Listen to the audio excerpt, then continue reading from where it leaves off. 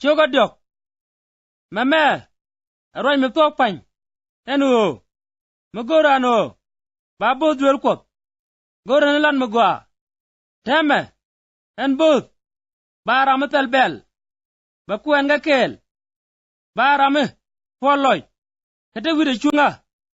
kalot ga je enetin kong bajal nyor dore badila ngis merung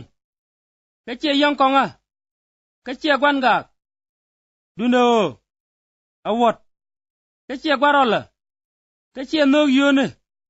bagola yigyen agwa kajaga gatke kakoch katega lus bana dial kami kwiran yen gwale dere dier kadul kododi jen bot jabiarame paira rit ke batianga elyak abaje luk chete gwan jengne kajen ba yiglot anetin tarar ko chaja babel anetin kong abaja kap agwan jengne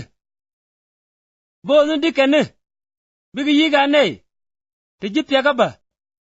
kachika bia nei to wan chigaro ba kam kong along kachiloy ken bidit ke yo ken biga tok buma ngada yikap ka ngai loaj mi joj ka wange kenyam kame chaga jek alane de telbel baga jagalet ala dikene enoba men biga yikyak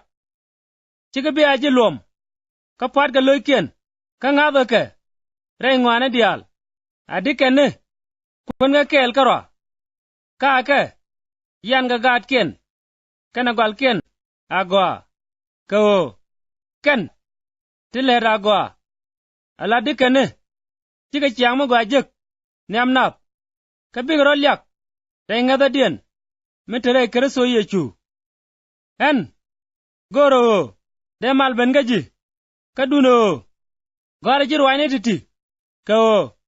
mi bajen beje ngajeno de ran chiengdi de gwal kot mala duel kot entik mala tirpam kromen tok atel dew mi chuang na de ngada dan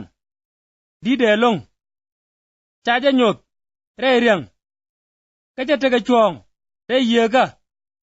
chaja nen e jang nyal cha chore lat de juri